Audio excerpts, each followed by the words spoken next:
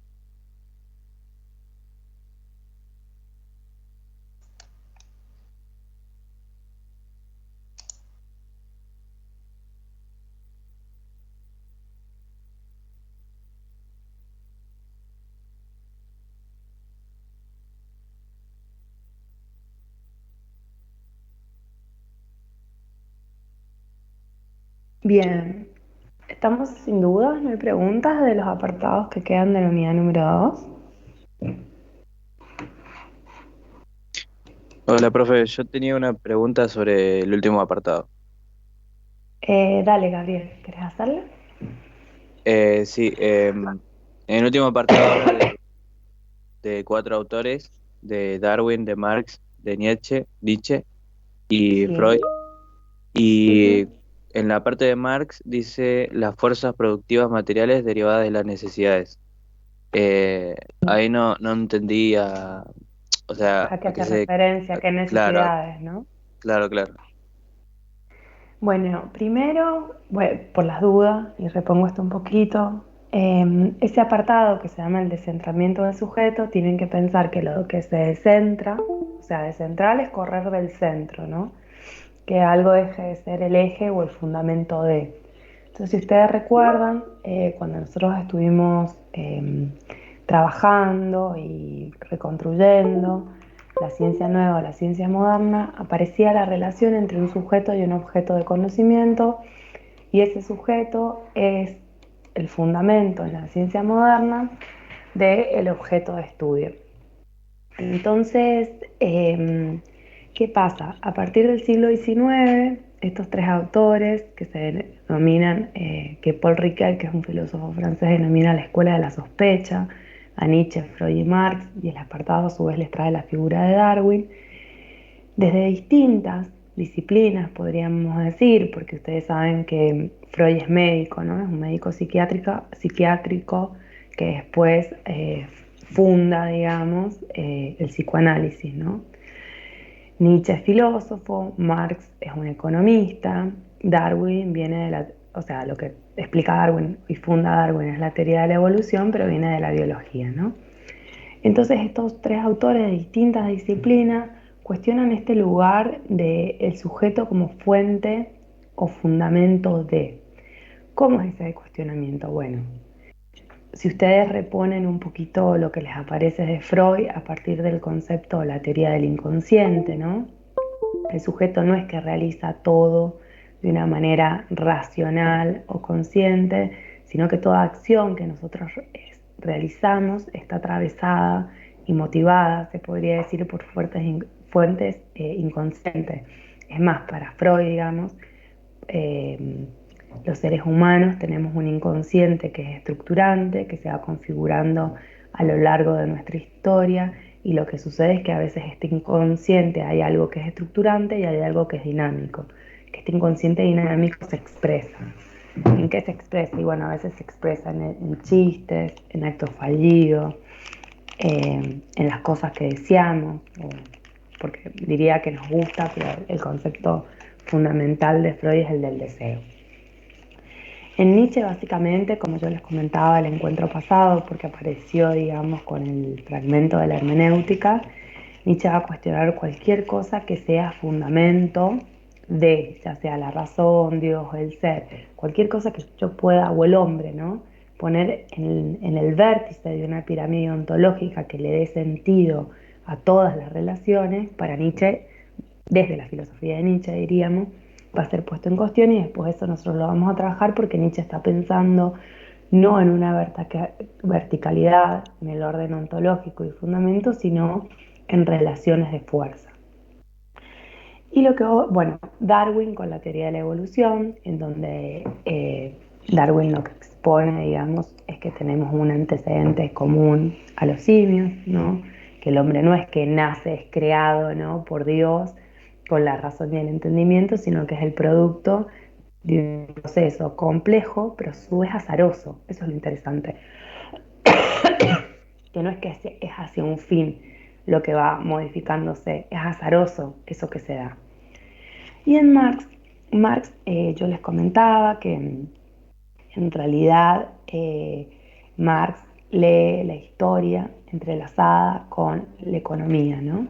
Y para Marx van a ver a lo largo de la historia, digamos, del pasado hasta el presente, que su presente es el modo de producción burgués capitalista, distintos modos de producción. Entonces, los sujetos, digamos, para Marx tienen como, que esto, bueno, un poco se repone también en el apartado número 8, ¿no? Y en el 9, los sujetos para Marx tienen como esencia, digamos, la acción, que después vamos a ver que esa acción es denominada trabajo, que es lo que le permite a los hombres, ¿no? El trabajo es social para Marx, esa acción siempre social, y le permite a los hombres modificar la naturaleza y transformarla en cultura. A lo largo de la historia, a partir de los distintos medios de producción, los hombres se han encontrado cada vez más alienados, es decir, más separados de esto que les pertenece, que es su fuerza de trabajo. Entonces, Marx lo que dice, y esto es porque los hombres tienen que salir a vender esta esencia como una mercancía, digamos, principalmente en el modo burgués capitalista. Y lo que dice Marx es que nosotros ocupamos un lugar, digamos, en la estructura histórica y económica, digamos, a partir de la relación que tenemos con la fuerza de trabajo. Entonces, ¿qué diríamos desde Marx? Diríamos que las relaciones sociales, ¿no?, o el lugar que nosotros ocupamos está determinado por la relación, por una estructura económica y histórica. Entonces, por ejemplo, ¿no?, el ejemplo estúpido, yo podría decir que decidí estudiar la carrera X que ustedes quieran estudiar porque, bueno, porque es mi vocación, porque es mi oficio, porque siempre quise eso. Está bien, pero Marx diría, bueno, también, ¿qué estudias? ¿Dónde estudias? ¿De qué manera estudias? Es una determinación que, material y simbólica, digamos, porque estudiamos una carrera y no otra, porque quizás es importante en nuestra clase social acceder a estudios, qué imaginario se construye a partir de eso, etcétera, etcétera, etcétera. ¿Ahí un poco mejor, Gabriel?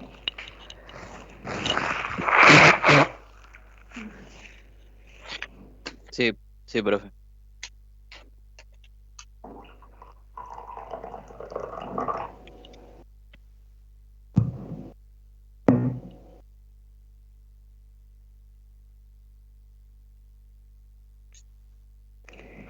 Bien, entonces dejo ahí hay dos preguntas en el chat de las guía de actividades, pero no sé si quieren hacer algo más de los apartados que tenían que trabajar para hoy.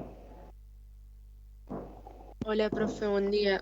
Tengo una Buen día. consulta sobre el apartado 8. Sí. Yo lo fui entendiendo como por partes, pero ese apartado en líneas generales me cuesta entender hacia dónde apunta. O sea, eh, cuál es el objetivo, digamos, de ese apartado, hacia dónde quiere llegar, o sea, de dónde parte y hacia dónde quiere llegar. Bien. Eh, Vos, Mica, ¿te acordás que cuando yo les comenté en la presentación que todos los apartados que son más allá de, ¿no? Se ubican principalmente desde el siglo XIX en adelante, ¿no? Entonces esa es la parte, si ustedes piensan, del más allá, en donde ya estamos en lo que se denominaría, ya existe algo así como la epistemología, pero lo importante de estos más allá es que lo que vienen a hacer, o la función, o el papel que cumplen, lo que vos me decías que no sabías muy bien qué hacía ahí, es que van a cuestionar o van a criticar o van a complejizar los presupuestos de la ciencia moderna. Entonces, qué sé yo, el de la hermenéutica lo que viene a problematizar es que no hay un solo método a la hora de conocer, ¿no? No hay un solo método que produzca conocimiento. Hay un método que es propio de las ciencias naturales, que explican, y hay un método que es propio de las ciencias del espíritu, que comprenden, ¿no? La hermenéutica.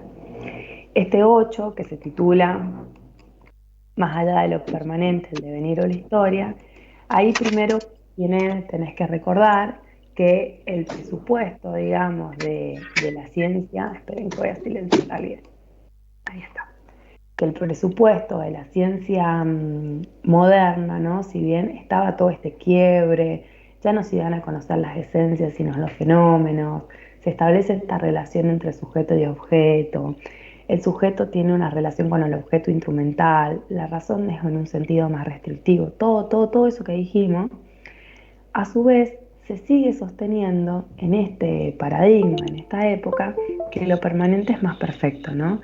Y recordá que cuando reconstruimos y repusimos el apartado número 6 aparecía esto de que la naturaleza tenía una permanencia que era racional y a partir de presuponer que hay algo que es permanente, yo pudiera buscar esas regularidades y construir leyes, ¿no?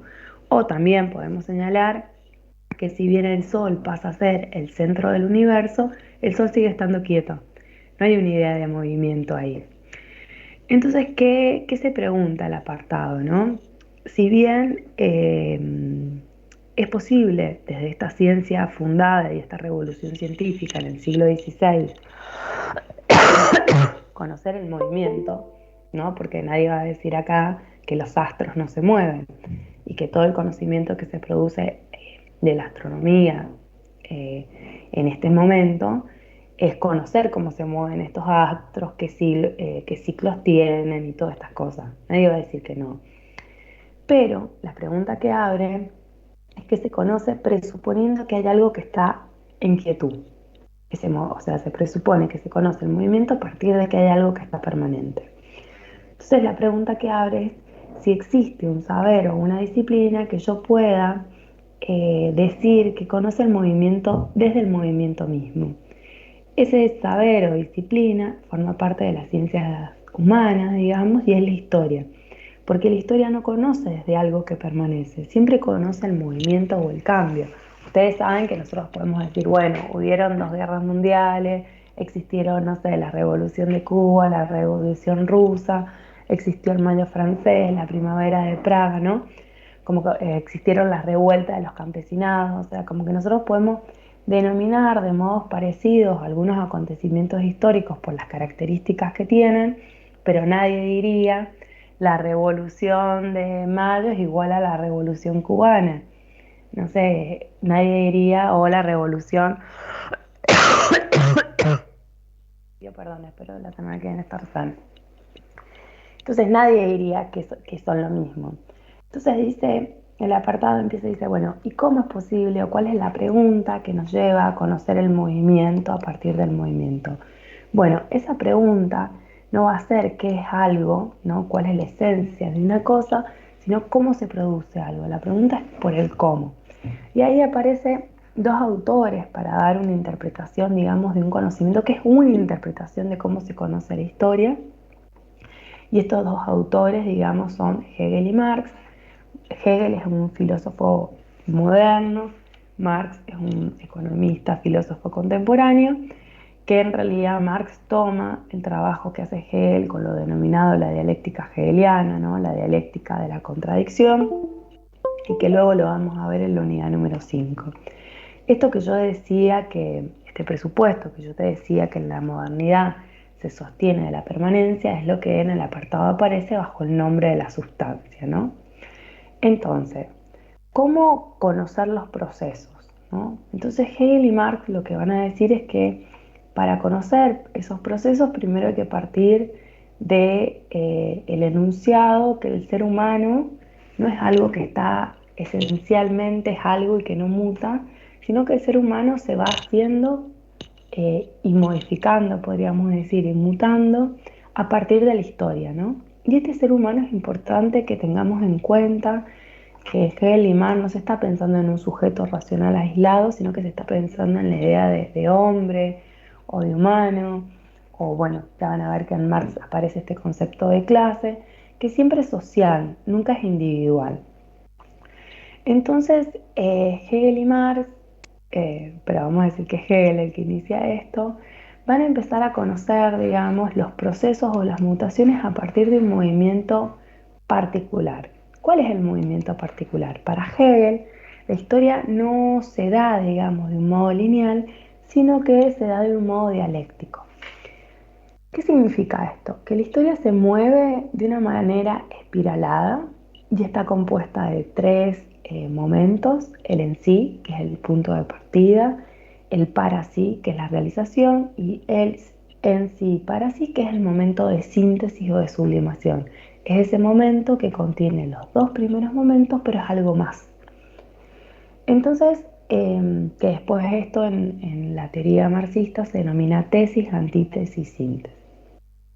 Este movimiento dialéctico, negativo, espiralado, que supone progreso porque hay superación, tiene como punto de partida un punto X, digamos que a diferencia, como decíamos, de la lógica aristotélica, que algo es algo y no puede ser otra cosa, acá lo que decimos es que algo contiene en sí mismo ese elemento que lo va a negar. Entonces, por ejemplo, no sé, hay un momento en donde un solo hombre era libre, pero contenía, digamos, que es decir, no sé, el rey, ¿no? Era solamente libre, la potencia de que emergiera algo que negara ese uno. Entonces surge en el correr de la historia y por las distintas tensiones que se da, un momento histórico en donde algunos son libres. Ese algunos son libres incluye, niega el uno, y ahora vamos a decir el uno está acá, piensa en un triángulo, el alguno está acá. A, ¿no? Es negado por no A, por los algunos son libres. Sin embargo, después viene otro momento en donde todos son libres.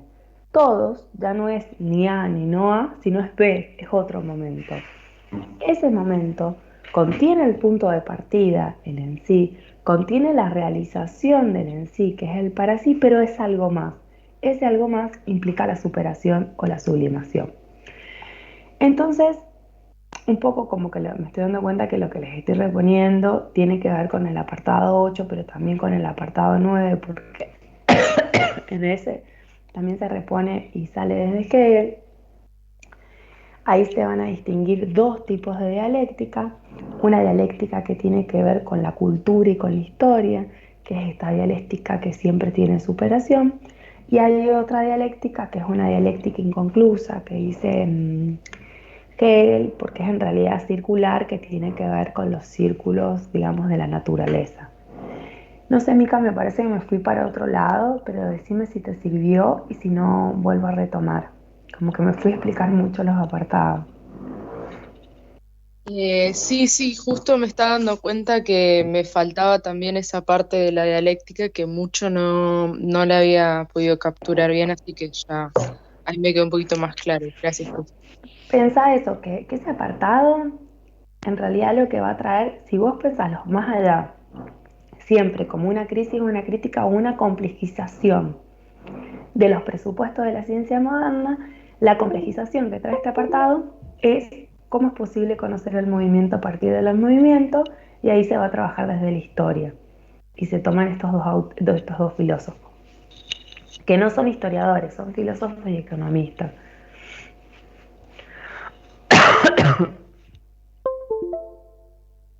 ¿Alguna otra cosa de los 8, 9, 10?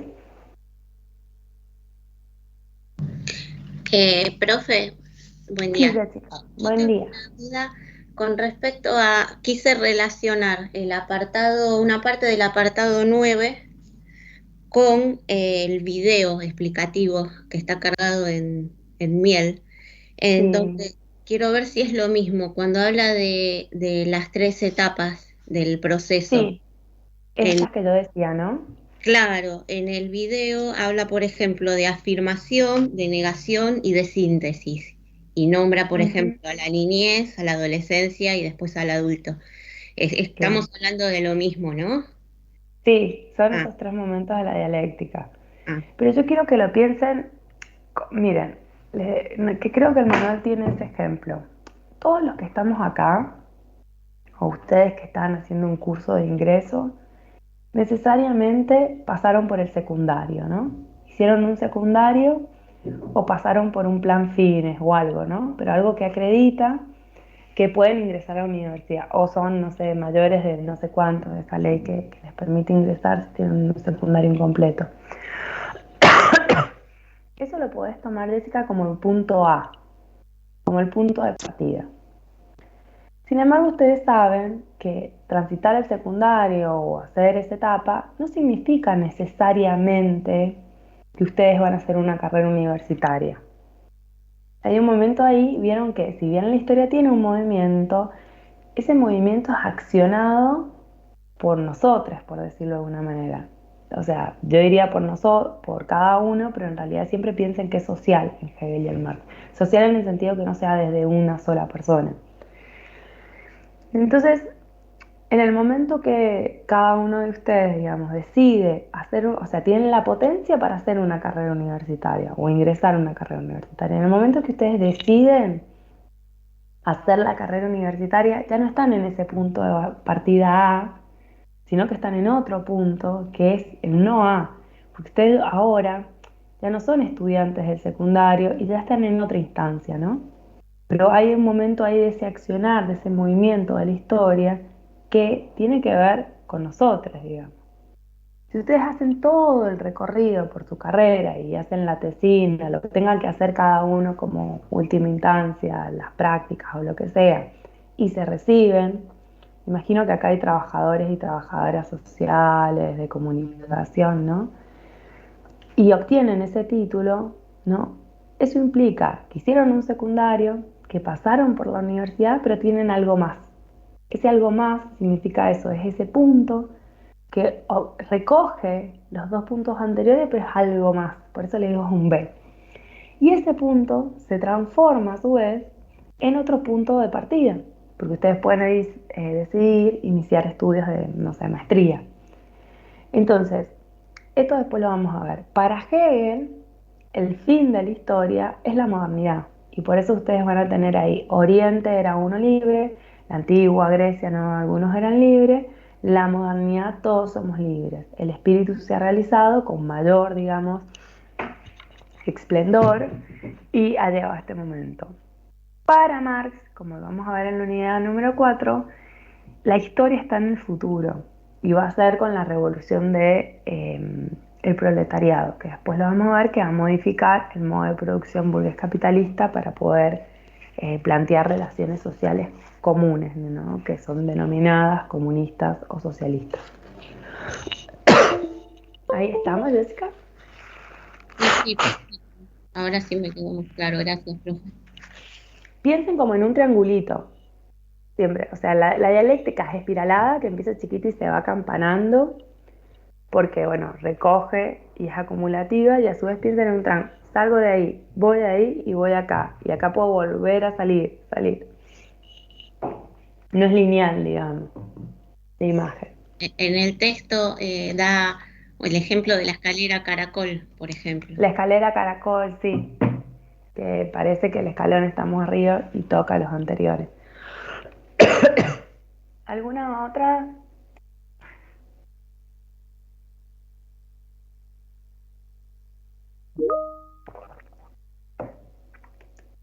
A ver, tengo algo en el chat.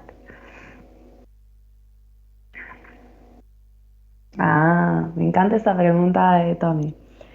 No entendí cuál es la diferencia entre idea, esencia o sustancia, porque todas señalan permanencia. Pero bueno, esto es lo encantador de la filosofía, digamos. Son distintos conceptos, Tommy. Vos pensás que el concepto de esencia, digamos, nos aparece como estructurante de organización y organizador del mundo griego y está anclado, digamos, a un momento, podríamos decir, ya que estamos en la unidad número 2 epistemológico de la teoría del conocimiento, en donde es posible conocer las esencias, ¿no? El concepto de idea, como trabajamos, digamos, en el primer encuentro en la unidad número 2, es un concepto filosófico que inventa, que construye Platón para poder solucionar el problema que tenía la filosofía, podríamos decir, en la disputa entre Sócrates, que sostenía que sí era posible conocer, y los sofistas que decían que todo era movimiento.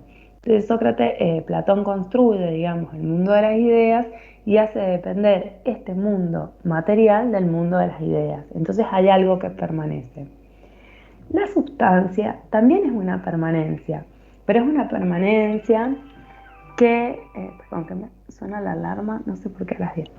La sustancia también es una permanencia, pero es una permanencia que ya no va a decir que da cuenta de la esencia de algo, sino de la racionalidad que tiene algo. La estructura que supone la sustancia, digamos, es racional y responde más a un orden geométrico matemático, como nosotros decíamos. Entonces ahí nosotros vemos jugar, como trae Tommy, tres conceptos: idea, esencia, sustancia, que significan lo mismo, podríamos decir, cosas que permanecen. Pero esas permanencias se articulan de distintas maneras en los sistemas filosóficos y dan cuenta de distintas cosas. En la modernidad vas a hablar de sustancia y no es posible conocer las esencias sino los fenómenos. La sustancia, digamos, sería eso que se expresa, digamos, eso, lo quieto, digamos, de los fenómenos. O sea, idea es propiamente platónico. Después hay ideas de otros filósofos, pero hasta donde hemos visto, ese concepto sí de idea es de Platón, no es de otro autor hasta el momento. Es como cuando yo les digo, vieron, la palabra ciencia en Grecia es episteme, ¿no? ¿Pero qué es ciencia en Grecia? Bueno, si te sitúas en Platón, ciencia es la filosofía, tiene que ver con los conocimientos verdaderos, el conocimiento aparece como contemplación, como operación del entendimiento, y es acercarse a conocer las esencias. Pero si yo digo ciencia en la modernidad, ciencia tiene que ver en la modernidad con la ciencia nueva en la moderna, con la delimitación de un objeto de estudio, con la conducción de un método, de un único método y un sujeto que fundamente ese objeto. Si yo digo ciencia en el medioevo, digo, bueno, la ciencia en el medioevo es la teología, que es el estudio o el discurso en torno a Dios. Si digo ciencia en la contemporaneidad, bueno, voy a entender tal vez quizás otra cosa, pero bueno, es más heredera de la ciencia moderna. Ahí estamos, Tommy.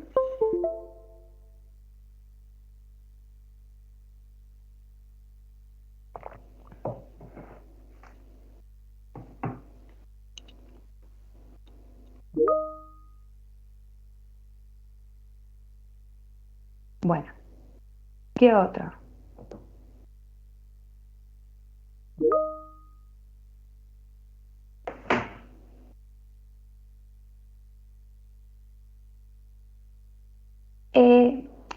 Joel, sí, me parece que tal como se presenta en la unidad número 1, ustedes tienen que saber que la filosofía tiene una relación con el contexto, con su historia, al igual que todos los saberes, digamos, todos los saberes surgen desde una historia y un contexto determinado, pero no quiero que ahí piensen que filosofía e historia es lo mismo, y que en realidad lo que yo estuve haciendo a partir de decir, bueno, en Platón juega este papel, en la modernidad juega este papel, son problemas filosóficos que se presentan en cada una de las épocas. Ahí hay como una determinación, si se podría decir, o una particularidad del campo de estudio. Porque si no, o sea, lo que no me gustaría es que ustedes piensen ahí, bueno, entonces todo es histórico, o todo varía, depende de la historia. Bueno, en realidad en cada momento histórico se presentan distintos problemas filosóficos y se encausan de distintas maneras. Que no les quede como en una amalgama historia y filosofía. Pero sí muy bien esto de que todo pensamiento, toda construcción de un pensamiento, ya sea filosófico, matemático, físico, biológico, el que se imaginen, surge en un contexto.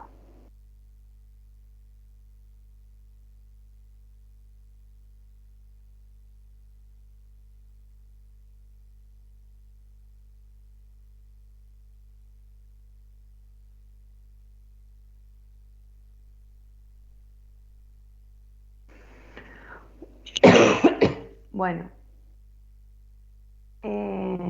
¿otra más?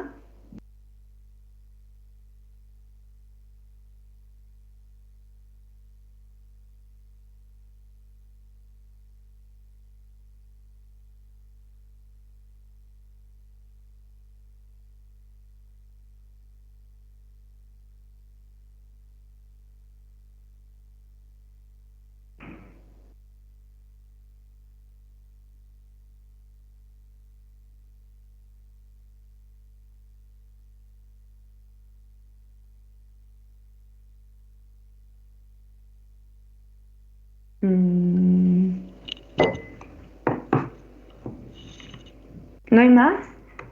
A ver, ahí entra una más. A ver qué. Colón hermenéutica y la descentralización del sujeto. Bien, entonces, de Sega.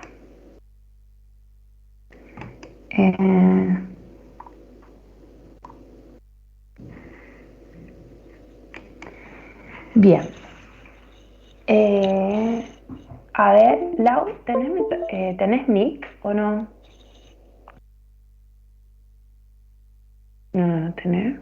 Imagino que no, porque chateas.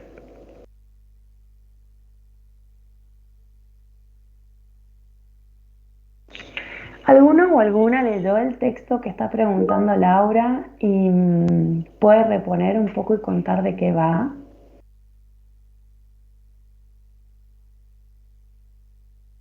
No hay problema, Laura. Era para reponer algunos argumentos. Bueno, vamos por el de Colón, hermeneuta, que ustedes saben que siempre los textos complementarios dialogan con apartados de la unidad, ¿no? O sea, ustedes tienen el texto complementario A de la unidad número 2 que dialoga con el apartado número 2 de la unidad. El texto complementario B, que es el de las casas de brujas, dialoga con el 5 y el 6. El texto complementario A, B, C, que es el de Colón hermeneuta, dialoga con la hermenéutica. ¿Qué va Lo que narra, digamos, el texto son las impresiones que va teniendo Colón a medida que se va encontrando con distintas situaciones y desde dónde las describe.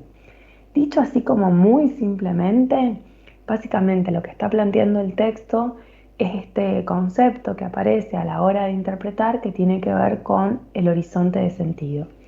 Recuerden que cuando nosotros trabajamos este apartado y decíamos, bueno, si bien las ciencias del espíritu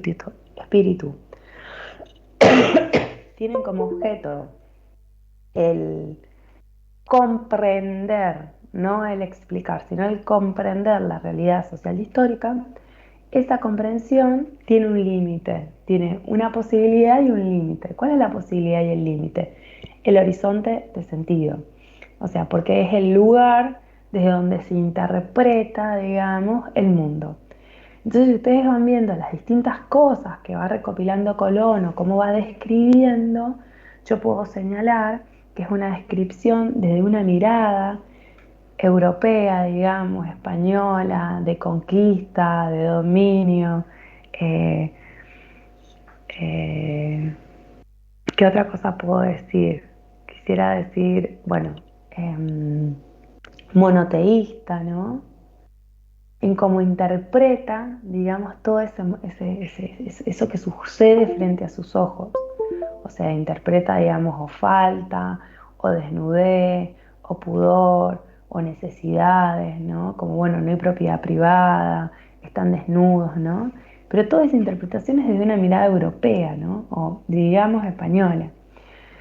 Entonces después, digamos, el ejercicio que les propone en la guía de preguntas, digamos, es que esa interpretación, por un lado decimos, bueno, se interpreta desde un horizonte de sentido, pero a su vez también podríamos decir que esas interpretaciones que se dan desde un horizonte de sentidos valoran, digamos, o están atravesadas por relaciones de poder, ¿no?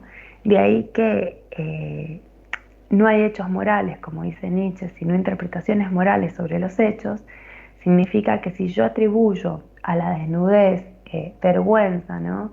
O que son impúdicos, no tiene que ver con que la desnudez en sí sea vergonzosa o sea un acto impúdico. Tiene que ver que, por ejemplo, Colón viene de un lugar en donde hay un monoteísmo absoluto y hay una vergüenza, digamos, sobre el cuerpo y todo lo que sucede, digamos, con los discursos monoteístas en relación con la carne y con el cuerpo. Entonces, Colón no solo interpreta, digamos, desde un horizonte de sentido, sino también que, podríamos decir, violenta, ¿no?, los modos de ser de esas comunidades, a atribuir, por ejemplo, características como son incivilizados, ¿no?, porque no llevan ropa, en donde pone el eje que la civilización tiene que ver con la vestimenta. Ahí un poco mejor, Lau. Y después vamos a la... Laura era, ¿no? Sí. Y después vamos a la de Seba.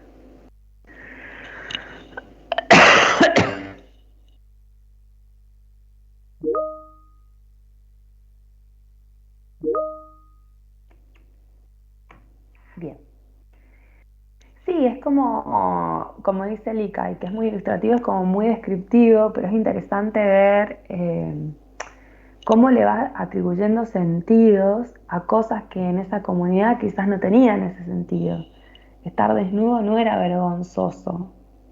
Entonces, mostrar los pechos de las mujeres, digamos, vieron todas estas campañas que hay alrededor de la sexualización de las mamas, digamos, de las mujeres, que se da ahora actualmente como de sexualizar ese lugar del cuerpo. Entonces, lo que hay ahí es una mirada, digamos, normativa respecto de todas las situaciones que él va describiendo. A ver, Rebeca, ¿qué duda te quedó? Así después vamos a la de Seba, que no se nos vaya.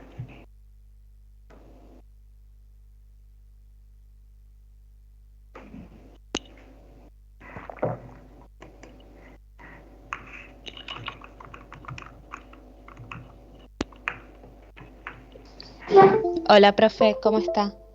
Bien, Yo le quería hacer una consulta sobre la guía de preguntas que en la 1 dice, ¿dónde se cree que se encuentra Colón en una primera instancia cuando llega a América? Y yo saqué tres suposiciones. La primera es que él pensaba que había llegado a la India. sí. Eh, la segunda, que está en Altillas. Y la tercera, que es como dice el texto, que él pensaba que había llegado al fin de Oriente. Él decía, mejor dicho. Pero mm, el- ahora me queda duda, porque vos todo eso lo has respuesto con el texto o has sacado cositas de cosas No, que no, te no, no, no, digas. saqué conclusiones, no, no. Ah, bien, Lo único que porque dice en el texto es en el fin de Oriente y habla sobre el Caribe, ¿no? sí, y tiene esta idea del paraíso terrenal, ¿no? Claro, justamente como él tenía un pensamiento, digamos, religioso, cristiano, él pensaba que Lo que estaba en el Edén. Sí, va, o sea, va un poco por ahí como él en realidad lo que está buscando es ese territorio que estaba chusmeándolo el texto porque me había olvidado cómo iniciaba, que tiene que ver, digamos, con el paraíso terrenal. a donde nadie llega, sino por voluntad divina y todo lo que va diciendo. Está bien eso. Entonces lo pongo como que Rex. él pensó que había llegado al Edén, porque yo puse fin de Sí, Oriente porque era como lo redactaba el texto directamente. sí, ponerlo así, digamos, pero acordate de esa idea, ¿no? Que él está buscando eso. Listo, gracias, profe.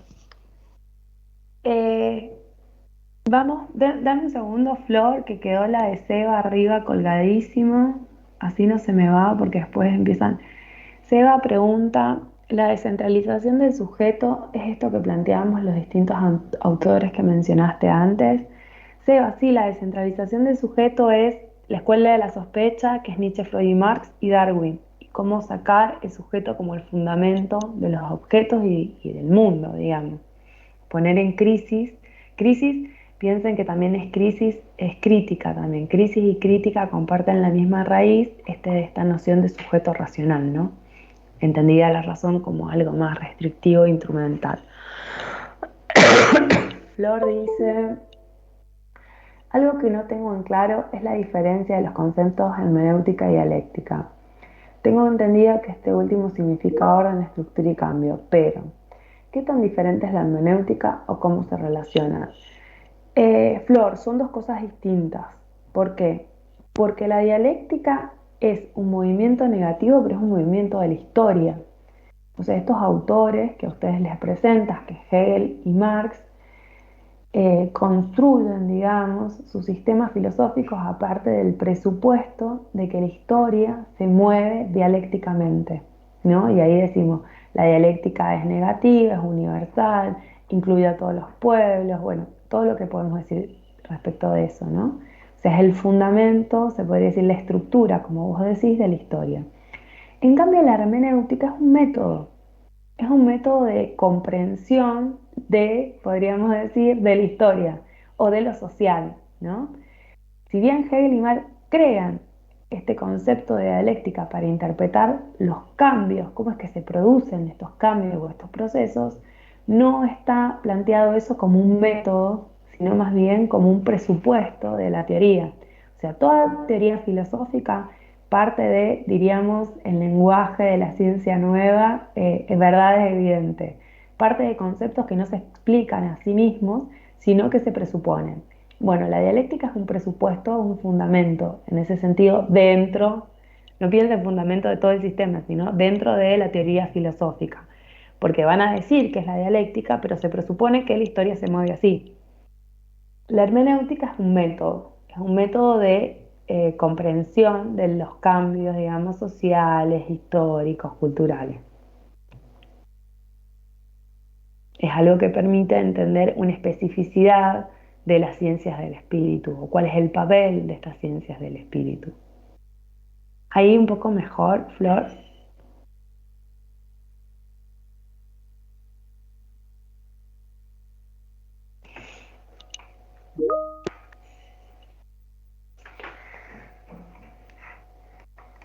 Bueno, estamos con los apartados.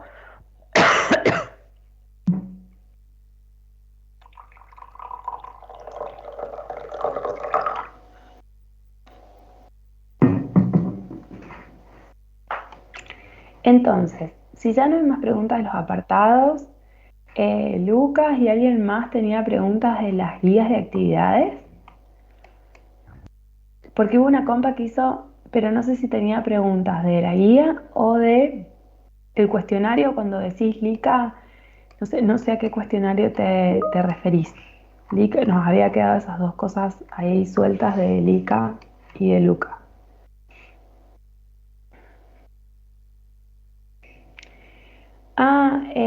Lo de Colón hermeneuta está, Lucas, en el texto complementario, es el último texto complementario.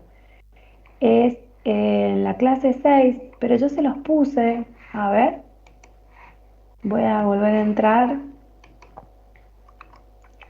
¿Vieron que yo les copio siempre el mensaje? Les puse sí leer el texto C Colón hermeneuta y responder las preguntas que se encuentran al final de este. Sí les puede haber pasado, Luca, que habían cargado una ficha Vieron que nosotros los docentes no cargamos ese material, lo hace sistemas, digamos, como que coordinación le pasa al sistema y lo replican en todas las aulas, y habían cargado una ficha que no tenía especificado que había que leer ese texto, pero yo se los puse en el mensaje del foro de hoy.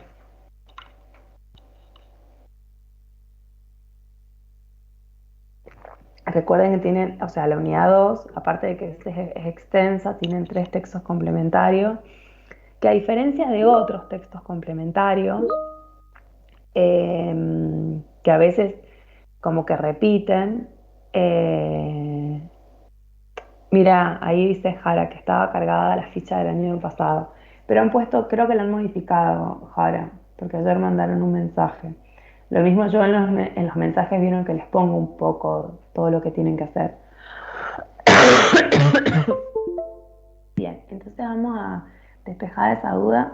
A la pregunta de Lika dice, el cuestionario 12 de la página 32, ¿cómo analiza Marx y las filósofas feministas la relación entre el poder y la interpretación?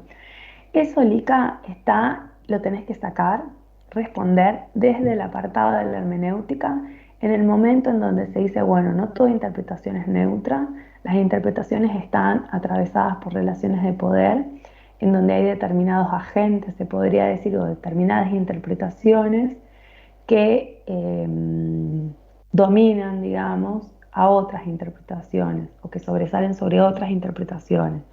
Entonces, en el marxismo tiene que ver con las relaciones económicas, digamos, materiales e históricas, y en las feministas, por ejemplo, las interpretaciones que se valora, digamos, o las interpretaciones que del mundo, perdón, en Marx sería la interpretación burguesa del mundo, y en la feminista las interpretaciones heteronormativas y sexistas del mundo, digamos, en donde una interpretación hecha, cuando digo hombre no piensen en el hombre, no sé, Gabriel, o no sé, que tengo otro nombre de varón acá, o Luca, piensen hombre en sentido genérico, universal, que ustedes saben que es ese hombre blanco, europeo, propietario, de que Diana Mafia hablaba de interpretaciones androcéntricas de saber. En ese sentido se está haciendo esa referencia, que las interpretaciones, que hay una puja, digamos, por cómo se interpreta el mundo.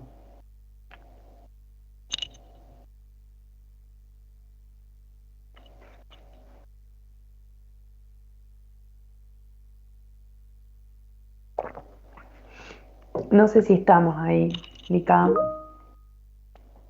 Ese es lo mismo del apartado número 7, para que te ubiques bien. Bien, entonces, ¿hay alguna pregunta de las guías de actividades? Damos por cerrados los apartados que nos tocaban hoy.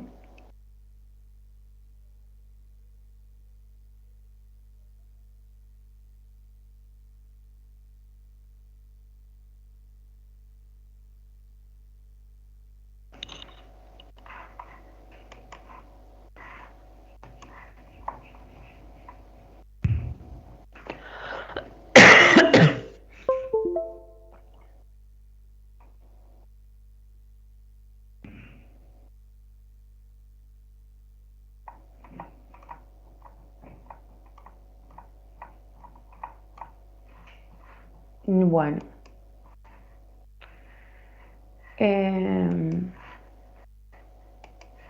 entonces damos terminado el encuentro de hoy, o quieren comentar algo más o tienen alguna otra duda.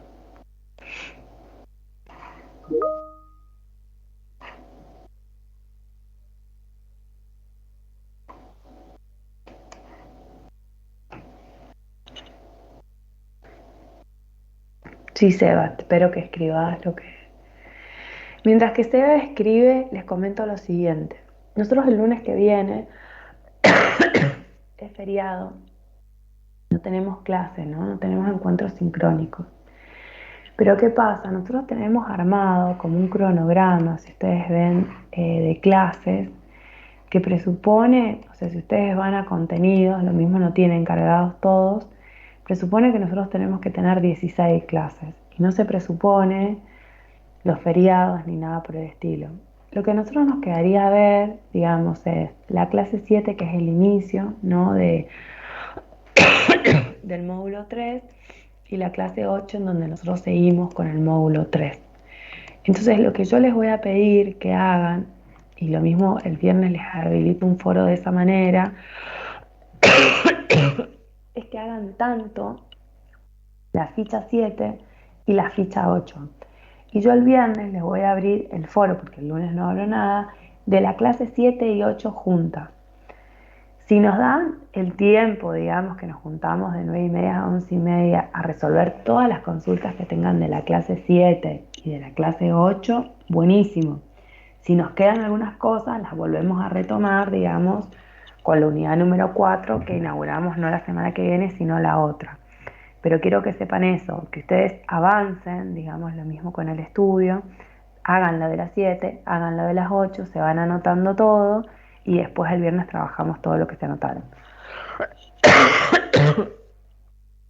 Y Seba, no sé si tenés alguna duda, consulta, me quedó ahí el profe colgado.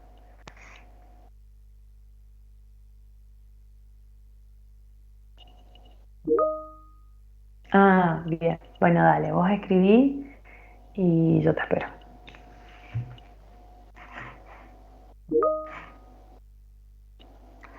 Actividad 8, a ver. Ah, sí. No me digas dónde están las cosas. Si querés preguntarme algo que no te acuerdes o que no puedes identificar. ¿Por qué no la puedes realizar?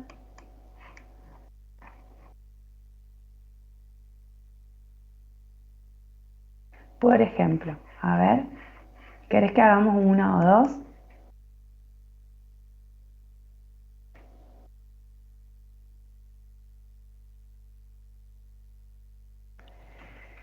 Horizontales, verticales, ¿no? Entonces, por ejemplo, ustedes tienen 4 horizontales.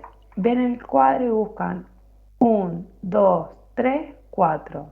Tienen 4 casillas en blanco, ¿no? Y les dicen, grado inferior del conocimiento según Platón, doxa. Entonces escribo doxa ahí. Después, no sé, vertical, la primera vertical que aparece, 3, filósofo que busca comprender los procesos. Y tengo doxa, Marx. Después lo estoy haciendo sobre... Así.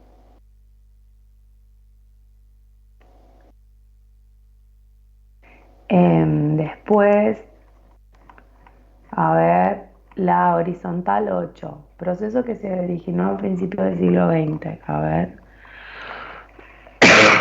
descentralización. No sé, fíjate si ahí puede ir descentralización.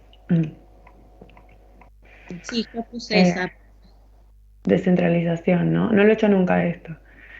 12, filósofo antiguo que sostiene que lo real es lo que no cambia. Y bueno, ahí o es Platón, Platón debe ser, a ver. 12, Platón. Bueno, y así sucesivamente. ¿Estamos, Eva? Ahí un poco mejor. Profe, hablando de eso, en la 15 yo tenía dudas porque decía, sí, o sea, muy general, decía científico moderno. Yo puse Galilei ahí, pero no estoy seguro si es. Porque 15, por el apellido. vertical. ¿Qué Sí, pusieron? 15 vertical, a ver. yo puse Galilei, pero no sé si está bien. Galilei. Sí, yo Y también. sí, porque bacon no te da. Ah. Y tienen bacon y Galileo. Sí, sí. Entiendo. Sí, Galilei. Bien, retomo porque Leandro vuelve a preguntar que si el jueves que viene vemos la clase ese mismo más la del lunes feriado, ¿sí? O sea, piensen esto, el jueves que viene vamos a trabajar toda la unidad 3. Quizás no llegamos a todo, pero bueno, tienen que leerla todo. Después vemos, si nos queda un poquito nos vamos corriendo. Pero bueno, la idea sería que si estemos más siguiendo como el cronograma, la rigidez que tiene el cronograma, y si después, bueno, nos quedan clases al finales, volvemos sobre un punto. Pero el jueves ustedes deberían traer consultas de toda la unidad número 3. La unidad número 3 es de antropología filosófica y la pregunta que abre, digamos, la unidad número 3 es ¿qué es el hombre? Y desde esta unidad en realidad lo que vamos a ir trabajando es distintas concepciones del hombre a lo largo del pensamiento filosófico. Vamos a trabajar la de Aristóteles, la de San Agustín, la de Ilustración, que es medio complicada, Romanticismo, Nietzsche y Sartre. A ver, cejas, Naín, 17 del crucigrama. ¿Qué es, vertical o horizontal? Ah, eso es lo vertical. Concepción de la realidad según Hegel y Marx. La realidad es dialéctica. Devenir, No. profe. Devenir, sí. Devenir. Realidad. La realidad es devenir, cambio, dialéctica, universal. Vieron acá, ahora la realidad es movimiento y es cambio y no es permanencia, para Hegel y para Marx. Bueno, ¿listo? ¿Terminamos así tan temprano? ¿Me puedo ir a tomar un analgésico y ver si me recupero? ¿O estamos? Hay más duditas, más dudas.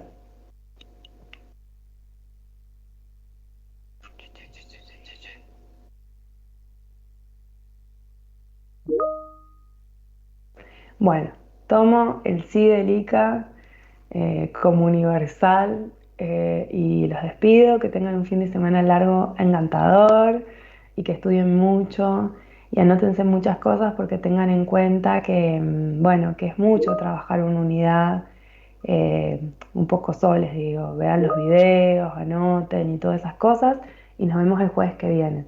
Lo mismo vieron que hoy estuvimos 1 hora, así que tal vez es probable que 9:30, 11:30 podamos terminar, digamos, la unidad número 3, las dudas que tengan. Bueno, que anden bien chicos y chicas, señores y señores, nos vemos prontamente. Gracias, Lika. Chau, profe, cuídense.